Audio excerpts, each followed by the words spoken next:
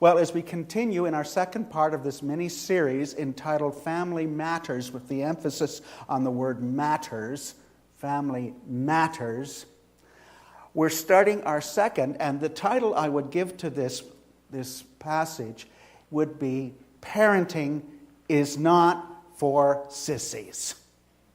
It's not for sissies.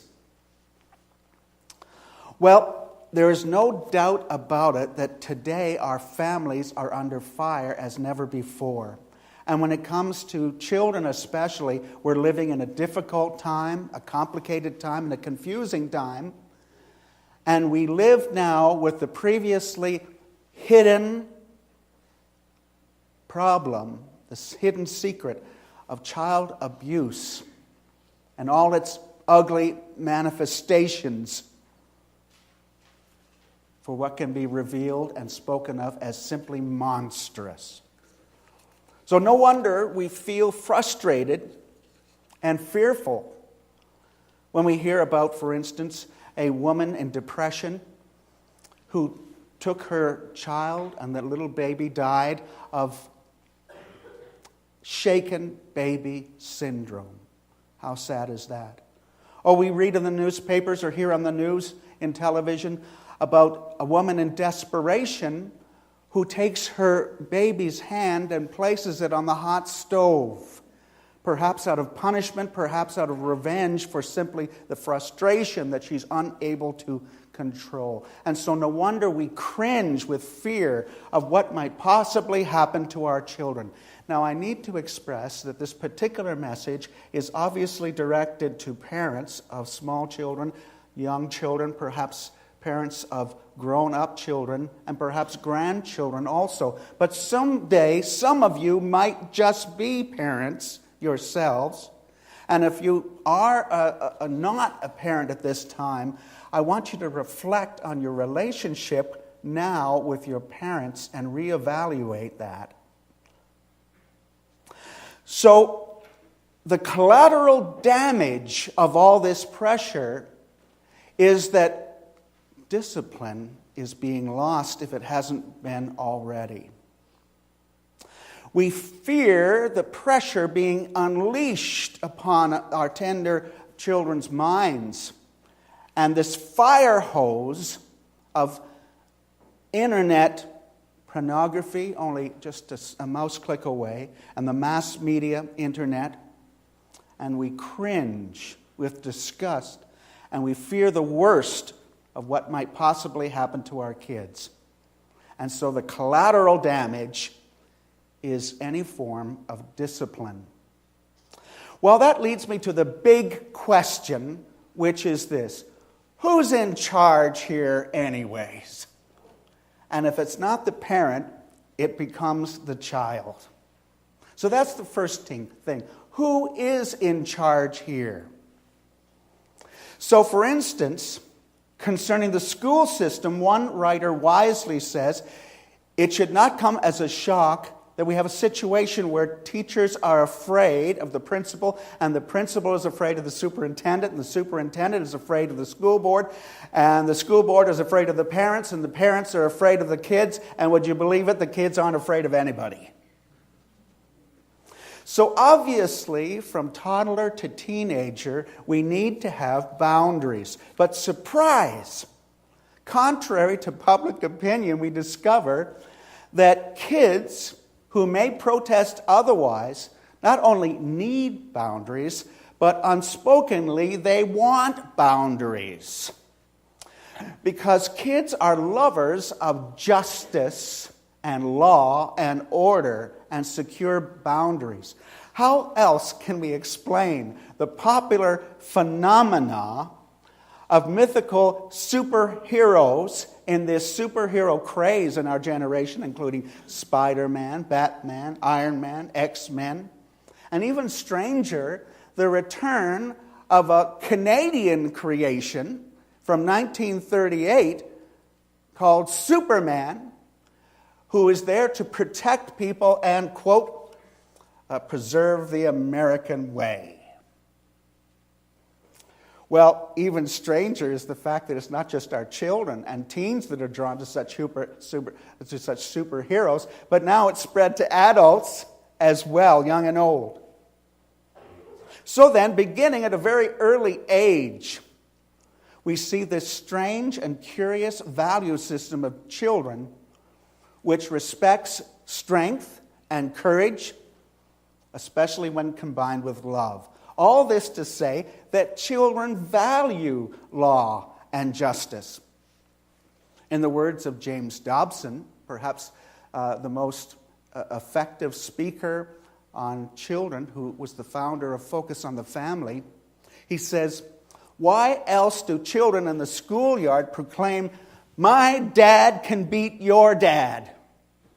To which one child says, "That's nothing. My mom can beat my dad." And so children from 1 to 81 need boundaries, for as Leonardo da Vinci said, "He who does not punish evil commands it to be done."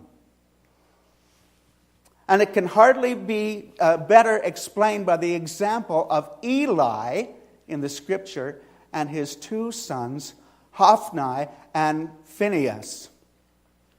And if you don't know those names, you perhaps remember the story of Eli, the high priest, who, in a sort of adoptive parent way, brought up in the temple precincts a young Samuel, and he helped him hearing the call of God in his young life, and this Samuel grew up to be the mighty prophet Samuel.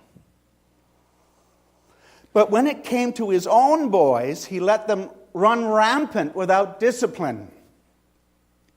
And curiously, the Scripture tells us that when they were of age, they too became priests. And it says in Scripture, they did not know the Lord. And then when Eli discovered that his boys were pilfering from the offerings that should have been given to the Lord, and he tried to bring them to a place of stopping this, it was really too little too late.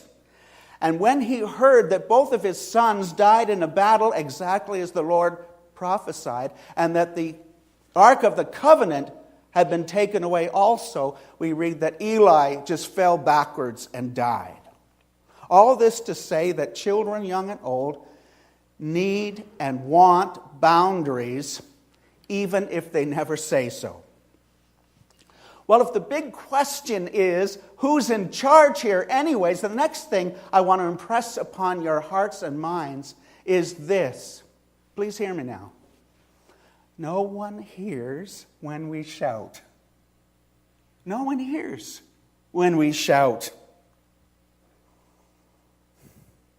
And it's true. No one hears when we shout. All the shouting match achieves is a display of anger in which we think that the one who shouts the loudest wins. But it's just not so. And how many families are just plagued with this endless shouting, but it doesn't work. And to Canadian eyes, a powerful illustration that I remember from 3 decades ago, told by James Dobson, and it's also written in his book, Dare to Discipline, and also his book about the strong-willed child. He tells a story, and I'm going to embellish it, okay, and Canadianize it. He tells an imaginary story. Just imagine that you're driving your car home from work, and you're speeding, and you pass by a policeman. Now, this policeman, the only thing he's not allowed to write a ticket. He doesn't have a gun. He doesn't even have a badge. The only thing he is commissioned to do is yell and scream at you as you speed by. Now, would you stop? Chances are you wouldn't. Chances are you just wave at him as you sped by. And the only thing he would accomplish would be to make a comedic fool of himself. Well, that's about all that shouting accomplishes. But then he says, imagine a different scenario. You're driving along and you're speeding, and suddenly you see in your rear view mirror those 20 flashing lights. I'm exaggerating. And they're blue and they're red, and then the white ones are like lightning just flashing down. And as you pull over, your hands start to sweat. And the police officer takes 5 minutes just to sit in his car as he calls the station, as he wants to check up to see if it's a stolen car. And he wants to see how many traffic violations you've already had, how many points you've lost. He wants to find out if there's any, or how many criminal records you have, how long you have been in prison, and are you on parole currently. And then he just walks quietly up to the car. He's 6'16". I said I'm embellishing. And he looks like Arnold Schwarzenegger, a young Arnold Schwarzenegger on steroids. Now, just wait a minute. I forgot he was on steroids. And he has 2 AK-47s, one on each hip. Now, this is just how it seems. And he has that big shiny badge, and he has that black hat with red around it and a badge. Again, this is a Canadian illustration. And he just bends down lowly and puts his head through the close to the open window. And he gets so close, it's just about as far away from your nose that he could get. And he says, "Sir," see, he's polite, he's a Canadian. "Sir, did you know that you were going 110 clicks in an 80 kilometer per hour zone?" That's when you lie. "I didn't see the sign. Surely it's an 80 kilometer zone." And then he says very gently, without any criticism, without any emotion, without any shouting, "Would you mind please showing me your driver's license and your car registration?" Now, by this time, you're just about going to pieces inside. And you fumble as you get out from your wallet that blue and white license. You know, the one that looks like a mug shot because you're not allowed to smile. And it looks like somehow you're a prison mate.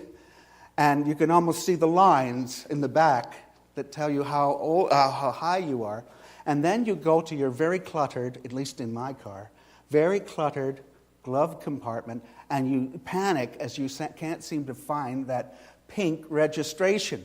You find an old one dated from 1936, and you say, well, that's not the right one. And finally you find the right one, and right now your hands are moist, and your forehead is sweaty, and your mouth is completely dry, and your heart is thumping in your throat. And you pass it to him, and he brings out that big black book. It's this big, and it's leather-bound, and he writes you this long citation. And he just gives it to you. And then he walks away quietly. Well, no shouting, but it gives you an opportunity to change the course of your future driving. And that leads me to the next thing I want to say, and that is, if shouting doesn't work, then anger speaks, or action speaks volumes. Let me say that again. If shouting and anger doesn't work, action speaks volumes. That's the second thing. Well, one teacher in a national television broadcast in the United States put it this way. She said, "I like being a professional teacher, but I hate the daily task of teaching." And when she was asked why, she said, "My children are so unruly that I have to stay mean all day just to keep them under control." How sad is that? Action, not anger. Action speaks volumes. And again, this points to the fact that our children do need boundaries. But let me add to that saying that they need appropriate boundaries, which also implies age-appropriate boundaries, because we don't discipline a little infant, nor do we discipline a child for bedwetting. We only discipline children who consciously disobey. By the way, you never have to teach children how to sin. This wasn't in the sermon script, but I give it to you for free. And that is, I have some friends who've now moved to the States. Curtis Mulder, you know them, and you perhaps heard them on the radio because they used to sing their records, the CDs were on the Christian radio. And one day, after their firstborn was just at the crawling stage, they noticed that all their CDs were starting to grow less and less. And they wondered where they went. And then once when she was putting the baby to bed, she noticed that there was a small opening where the little dress portion at the bottom was of the crib.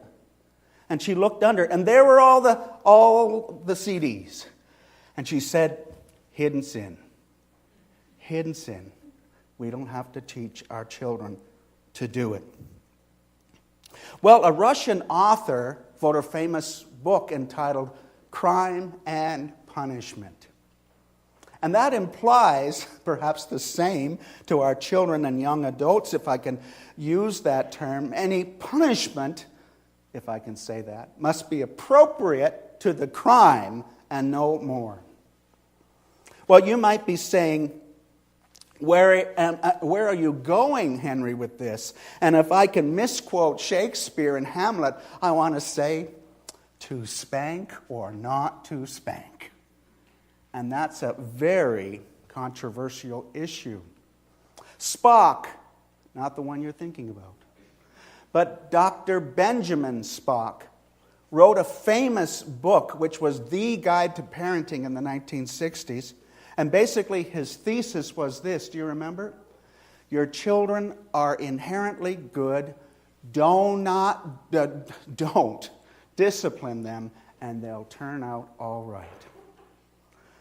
My parents bought the book. They used the book. Fortunately, they used the book as applied psychology to the seat of the situation, and it didn't do me any harm. Another way of saying it was they patted me on the back, but they patted me low enough and hard enough that it did good. Well, actually, I'm not telling you what to do. In fact, there was a time where I'm ashamed to admit that I did spank our children. And one day, I spanked one of them using, I'm ashamed to say it, a wooden spoon because this person had been so bad. And instantly, when I saw the red mark, I was so ashamed of myself that I just hugged her and said, Daddy is so sorry for punishing you too hard. Will you forgive me? And while she was still crying, a nod came from her head as if to say, I forgive you, Daddy. And from then on, I quit spanking cold turkey. There are other ways to discipline our children, and you may be in favor of spanking, and that's okay. I'm not sure it's still illegal in Canada, but it is illegal in some countries. And I'm not going to meddle and tell you how or how much or what means. And by the way, the story about spanking, I won't tell you who it was, but the name started with a J. But just to alleviate, Jonathan's going like this. I don't know if that's a guillotine or just be quiet. But it started with the letter J, but just to relieve Jonathan from all suspicion in this courtroom, I want you to know that all of my family, except for me, start with J's. And I have two girls which start with a J, and my wife, June, her name starts with a J. So I won't tell you who it was, whether it was two young children or my wife, or I want to tell you I've been severely tempted at times. No, it was one of our children. If you're listening to this on tape, June, I ask for your forgiveness. But seriously, the scripture concerning the manner of discipline, when we read that, we're confronted by what seems to be harsh even to the point that some might say it borders on the harshness of child abuse. And we need to face that fact to be honest with Scripture, as we can never avoid Scripture even if we don't like what we hear. So, for example, Proverbs chapter 13, verse 14 says, "He who spares the rod hates his son, but he who loves him is careful to discipline him." Now, did you notice that that verse didn't say what you think it said? It doesn't say, use the rod and spoil the child. It says, he who doesn't use the rod hates his child. And then the next part goes on to say that out of love we discipline. I know that sounds harsh, but then Proverbs chapter 23, verses 13 to 14, implies that discipline helps a child not only avoid physical death, but it implies spiritual death, eternal death. Listen, do not withhold discipline from a child. If you punish him, he will not die. That is with the rod. Punish him with the rod and save his soul from death. Proverbs chapter 29, verse 15 says, "The rod of correction imparts wisdom, but a child left to his own devices disgraces his mother." Now that's pretty harsh stuff. Now what does it mean? I have to be honest, and probably in those days, especially the Old Testament, it refers to a physical rod that was hopefully applied to the safest and softest part of the human body. I'll say no more. We have to confess that, and that's what happened. But to put it in perspective, and asking the question, what does this rod refer to? You might be interested to know that the rod, the Hebrew word shebet, has a number of meanings. It can mean a stick, a branch, or a twig. It can even mean a spear. And none of us hopefully would think of skewering our children, even though how many times you've been tempted to do just that. But it can mean a twig. But it also is the same word used to describe a shepherd's crook. And a shepherd's crook is not only meant to guide the sheep and protect the sheep from wild animals, but sometime, out of love, correct a sheep. And we know from this biblical era, and probably it's the meaning of some of Jesus' words, that sometimes a loving shepherd would, when he found a sheep that constantly strayed and was in danger for its life, sometimes he would use that rod, the shepherd's crook, to break the leg of that lamb. But then he would carry that lamb in his heart, near to his heart, on his chest, for all the time it took to heal that little lamb's leg, who would never stray again. Perhaps out of his love for the shepherd, more than fear of what happened. And whatever this rod may refer to, it must be taken out of the example, from the example of Jesus Christ when he received children in gentleness. As the good shepherd of Psalm 23, which says, "His rod and staff, they comfort me." Interestingly, shebet is the same word used as a scepter, God's scepter, indicating he's the ruler over the universe. A king's scepter, indicating that he's a ruler over his nation. And the scepter, which symbolizes a parent's rule over his children. I hope that puts it in a little bit of perspective. So again, I'm not going to tell you how to discipline or what method, because some disciplines work for others and work for some and not the same. I mentioned about being spanked as a child. It was very embarrassing. But most of the time, all my mom had to do was just open a closet where the yardstick hung and said, "Just wait till your father comes home." And you know what? He never had to use it, but the fear of it was there. Now, sometimes The timeout chair works. It doesn't work for my Anna. She just screams and gets more attention than she wants. For me, when I was young, I was sent to my room, and I felt like I'd been sent to jail, and I was clinging to the bars, singing, get me out of here now. But today, if we send our kids to the room, it's like sending them to the arcade center because they have perhaps a television and a computer and video games and all kinds of gadgets. Well, that's no punishment. Not that I'm saying, I've just got a yawn, so I better hurry up. Not that I'm saying that a bedroom shouldn't be comforting and safe, but we have to define discipline in some way that works. Sometimes it's taking away privileges. Sometimes it's giving privileges, which sounds like bribery to me, but that's another story. And it has to be, our discipline has to be defined in advance.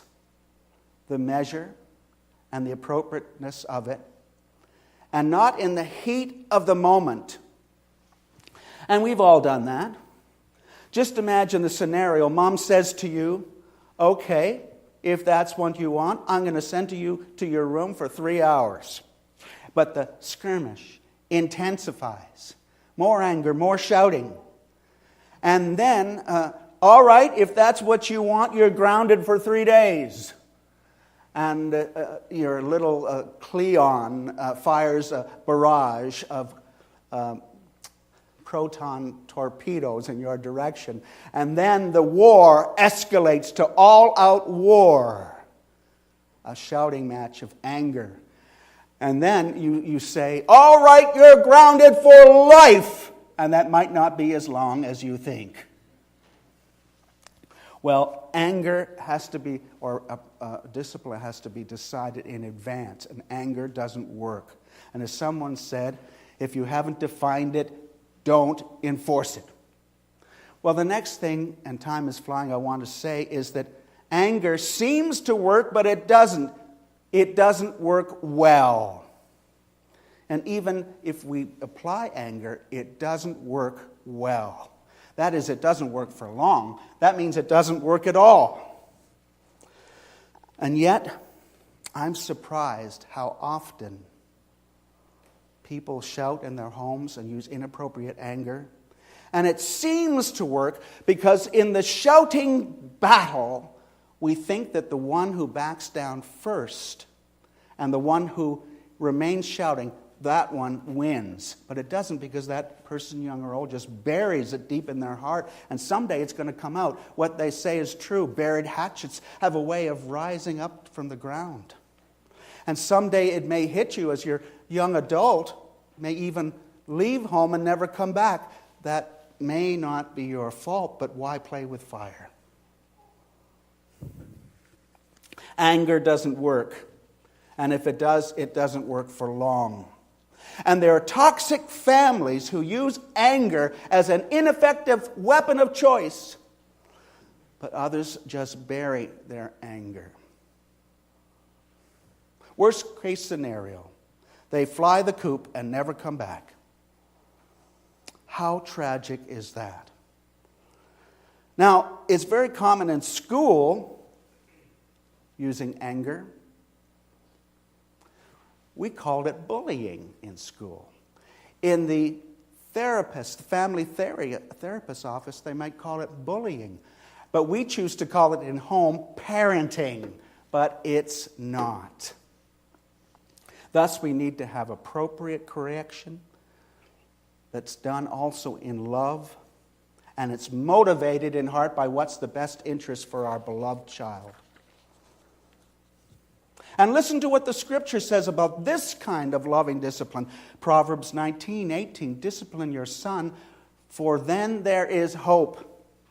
And Proverbs chapter 22, verse 6, train up a child in the way he should go, and when he's old, he will not depart from it. And Proverbs 29:17, discipline your son, and he will give you peace. He will bring delight to your soul. Well, I want to move on now to the last thing I want to leave with you by way of summing up. And that is, when your children get to that certain age, I want you to know that letting go is hard to do. Letting go is hard to do. And when it comes to older teens and young adults, one of the most common mistakes that we make is that of not letting them go. And there are some parents, many parents, in their parental overprotective paranoia who hold their kids too tight, even though they squirm and wriggle to get free. And instead of protecting them, we endanger them by not allowing them to grow up and have appropriate independence. And in doing so, we give our kids one of two choices. One, they'll either grow up passively, overprotective, and remain dependent on parents for almost forever, thereby emotionally crippling them, or we will raise up children who have anger against us, and they will resent us for the bondage we have shackled them into. And they'll not only reject us and the values we hold, but they might even reject the faith that we have taught them. Either way, they lose, and so do we. So when we overprotect our children, and we insist on preventing them from going up and finding their way and more independence, we court with disaster. And if I can use the scripture in a different way, misquote it, you will understand when I say, "What shall a man profit if he gain the whole world and lose his own children?"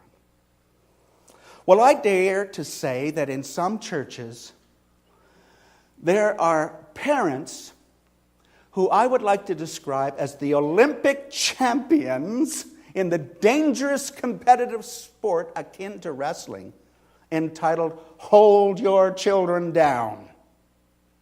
And we're afraid to let them go. Instead, we should gently choose to let them go. And it doesn't happen all at once. It happens incrementally in their late teens and early 20s as we allow them to have more and more appropriate independence so that they can grow emotionally and healthy as young adults. So then what is our job? Here it is. We raise them. We teach them good from evil. We feed them. We put a roof over their heads. We encourage them to learn as much as they can. And then we give them wings. And when we do that, they might fly away. Or, as the prodigal son, they might come back, in which we welcome them with wide and open arms. Thanks be to God.